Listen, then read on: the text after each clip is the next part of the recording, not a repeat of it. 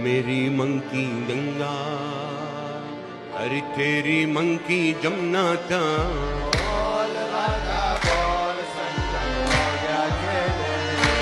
सोचिए, अगर मैं आपसे कहूं कि पाकिस्तान की गलियों से लेकर सऊदी अरब के बाजारों तक और लंदन के बीचों बीच एक ऐसा हिंदू त्योहार धूमधाम से मनाया जा रहा है जिसे देखकर कुछ लोग हैरान हैं, कुछ खुश हैं और कुछ अंदर ही अंदर जल रहे हैं, तो आपका रिएक्शन क्या होगा? दोस्तों, ये सिर्फ एक त्योहार नहीं बल्कि एक ऐसा सांस्कृतिक विस्फोट है जिसने सरहदों, धर्मों और सोच की दीवारों को तोड़ दिया है। जन्माष्टमी, भगवान श्री कृष्ण का जन्मोत्सव, जो कभी सिर्फ भारत के मंदिरों की घंटियों में गूंजता था,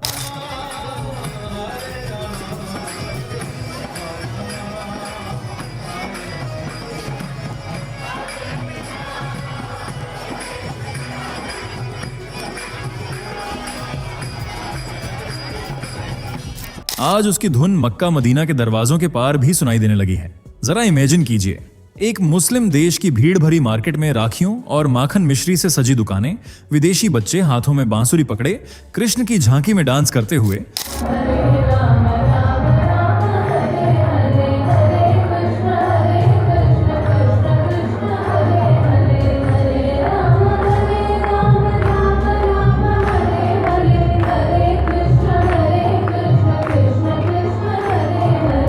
और यूरोप के सर्द मौसम में हरे कृष्णा की गूंज हर गली में। आपको लग रहा होगा ये कैसे मुमकिन है और क्यों?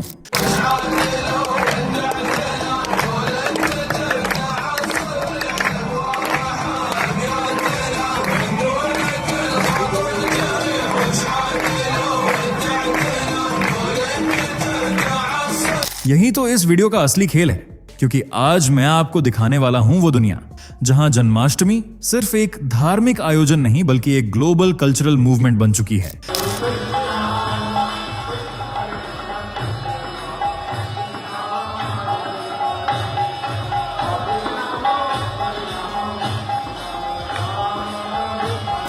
ऐसे देश जहां इसे मनाना कभी नामुमकिन था, वहां आज लोग पूरी श्रद्धा से इसे सेलिब्रेट कर रहे हैं।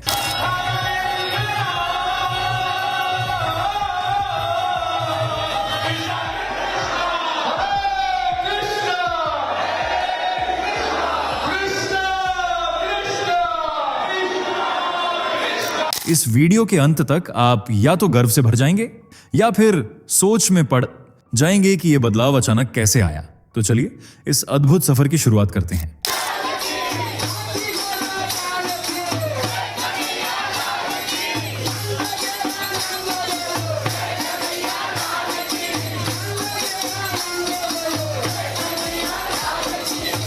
क्यों मचा पाकिस्तान समेत अरब देशों में हड़कंप?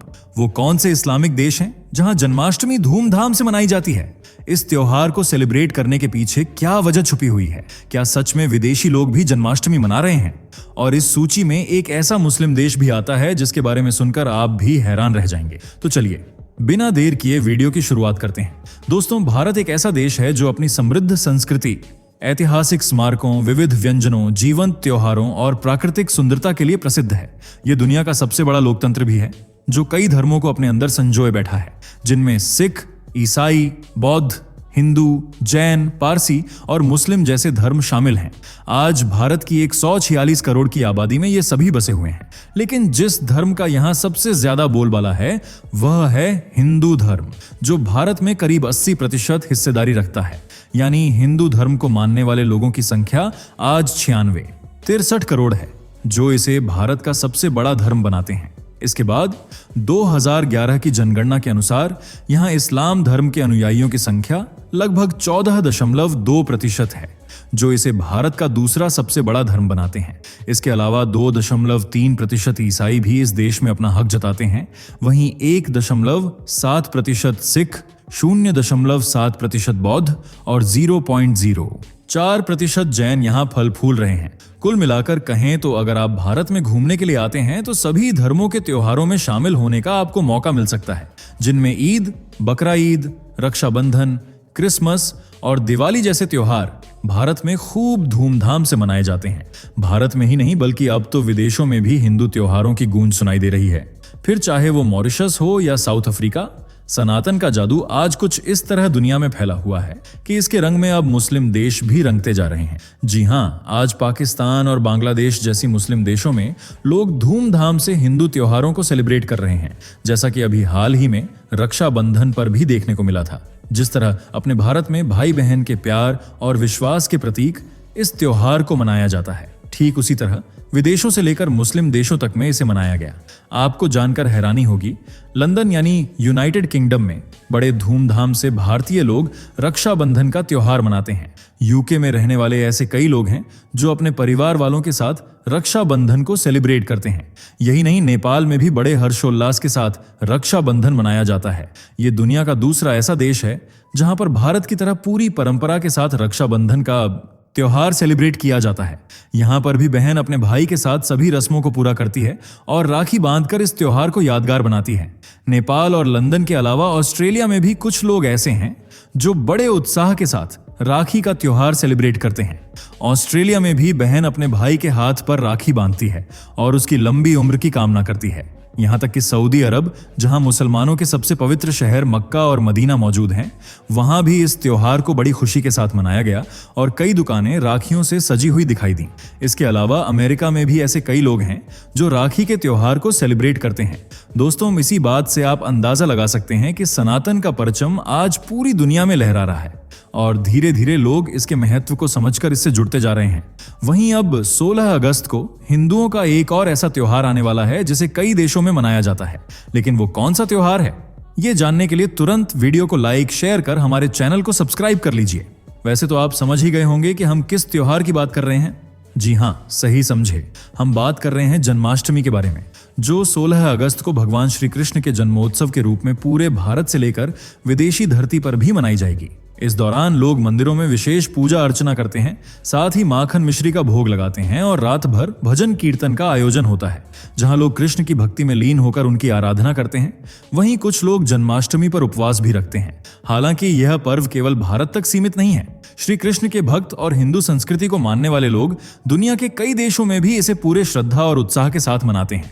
भारत के अलावा किन देशों में जन्माष्टमी का जश्न धूमधाम से मनाया जाता है, यह जानने से पहले हम आपको बता देते हैं कि जन्माष्टमी क्यों मनाई जाती है और यह हिंदुओं के लिए इतनी खास क्यों है, इसके पीछे की वजह क्या है। दोस्तों, यह बात तो आप सभी जानते हैं कि जब जब धरती पर पाप और अधर्म बढ़ा है, तब तब भगवान विष्णु ने अवतार लेकर पाप का सर्वनाश किया है। उन्होंने हर युग में आकर इंसानों को धर्म के रास्ते पर चलना सिखाया और इस तरह उनके करीब 10 अवतार हुए, जिस वजह से उन्हें दशावतारम कहा जाता है। उन्होंने त्रेता युग में, जो 4 युगों में से दूसरा युग है, और सतयुग के बाद आता है, भगवान राम के रूप में आकर रावण का सर्वनाश किया और अधर्म पर धर्म की जीत दिलाई।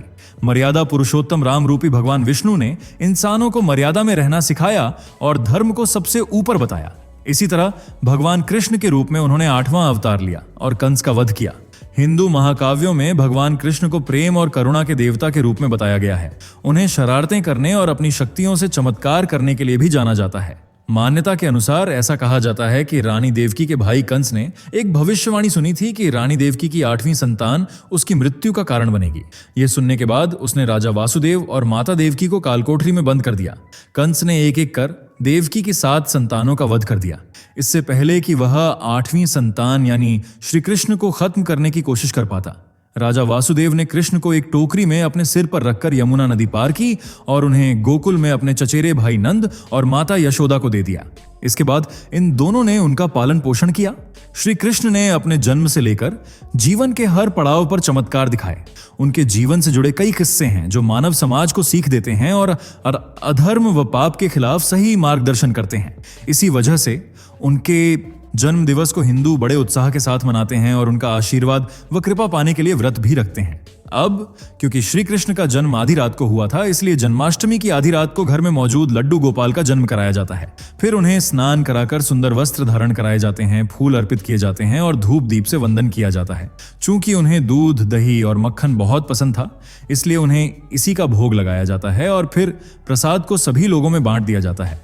दोस्तों, जन्माष्टमी के दिन जैसा नजारा हमें भारत में देखने को मिलता है, वैसा ही अलग अलग देशों में भी होता है, जिनमें सबसे पहले नाम आता है नेपाल का। नेपाल में जन्माष्टमी का महत्व भारत जितना ही है। यहाँ के मंदिरों में विशेष सजावट की जाती है और भक्त श्री कृष्ण के भजन गाते हुए पूरी रात जागरण करते हैं। बता दें, काठमांडू के प्रसिद्ध कृष्ण मंदिर में हजारों भक्त दर्शन के लिए जुटते हैं, जहां दूध, दही और माखन का भोग लगाना परंपरा का हिस्सा है। इसी तरह बांग्लादेश, जो एक मुस्लिम देश है और जहां की लगभग आधी से ज्यादा आबादी इस्लाम धर्म से ताल्लुक रखती है, इसके बावजूद भी बांग्लादेश में जन्माष्टमी विशेष रूप से ढाका और अन्य बड़े शहरों के मंदिरों में मनाई जाती है। यहाँ श्री कृष्ण के जीवन पर झांकियां निकाली जाती हैं और शोभा यात्राएं होती हैं। वहीं ढाका के ढाकेश्वरी मंदिर में जन्माष्टमी का उत्सव बेहद खास होता है। यहाँ भक्त पारंपरिक गीत संगीत और पूजा में भाग लेते हैं और भगवान कृष्ण की सच्चे मन से पूजा अर्चना करते हैं। बांग्लादेश के अलावा मलेशिया में रहने वाले भारतीय मूल के लोग जन्माष्टमी के त्योहार को, जिसे गोकुलाष्टमी भी कहा जाता है, बहुत धूमधाम से मनाते हैं। हालांकि मलेशिया में हिंदुओं की संख्या कम है, फिर भी कृष्ण भक्त बड़ी श्रद्धा से जन्माष्टमी मनाते हैं।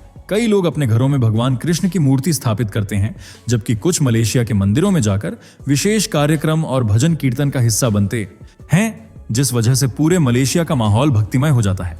इतना ही नहीं, जन्माष्टमी की रात 12 बजे खीरा काटने की रस्म भी निभाई जाती है, जो कृष्ण के जन्म का प्रतीक है। इस सूची में फिजी को भी शामिल किया जाता है, जहां भारतीय प्रवासी समुदाय जन्माष्टमी को बड़े उत्साह के साथ मानते हैं। यहां इसे कृष्ण अष्टमी के रूप में भी जाना जाता है। बता दें, फिजी में भारतीय समुदाय के लोग, जिनके पूर्वज मुख्य रूप से उत्तर प्रदेश, बिहार और तमिलनाडु से आए थे, इस त्योहार को विशेष रूप से महत्वपूर्ण मानते हैं। और आपको शायद यकीन ना हो, लेकिन फिजी में जन्माष्टमी का उत्सव करीब 8 दिनों तक चलता है, जिसमें 8वें दिन कई कार्यक्रम आयोजित किए जाते हैं। फिजी में जन्माष्टमी उत्सव के दौरान हिंदू अपने घरों और मंदिरों में मंडलियों या भक्ति समूहों के साथ इकट्ठा होते हैं, भागवत पुराण का पाठ करते हैं, कृष्ण के भक्ति गीत गाते हैं और प्रसाद बांटते हैं। इसके अलावा मंदिरों में विशेष पूजा, भजन कीर्तन और सांस्कृतिक कार्यक्रम भी रखे जाते हैं, ताकि आधुनिक पीढ़ी को जन्माष्टमी के बारे में बताया जा सके। कुल मिलाकर कहें तो फिजी में यह त्योहार न केवल धार्मिक आस्था का प्रतीक है, बल्कि भारतीय और फिजी की संस्कृति के मेलजोल का भी गवाह बन चुका है। इतना ही नहीं, अमेरिका, ब्रिटेन और कई पश्चिमी देशों में भी जन्माष्टमी की धूम देखने को मिलती है। यहाँ लड्डू गोपाल के झूलों से लेकर कपड़ों तक दुकानों में सजाए जाते हैं और इस्कॉन के मंदिर जन्माष्टमी पर खास आयोजन करते हैं। यहाँ के कार्यक्रमों में न केवल भारतीय लोग बल्कि विदेशी भक्त भी शामिल होते हैं। न्यूयॉर्क, लंदन और लॉस एंजल्स जैसे शहरों में हजारों लोग एक साथ भजन कीर्तन और सांस्कृतिक कार्यक्रमों में हिस्सा लेते हैं और जन्माष्टमी को पूरे उत्साह के साथ मनाते हैं। वहीं रूस और यूरोप में भी भगवान श्री कृष्ण के बड़े बड़े मंदिर हैं, जहां हर वक्त हरे कृष्णा हरे राम का जाप होता रहता है। ऐसा ही नजरा हमें उज्बेकिस्तान के खीवा शहर में भी देखने को मिलता है, जो अपने अंदर हजारों वर्ष पुरानी संस्कृति को समेटे हुए है।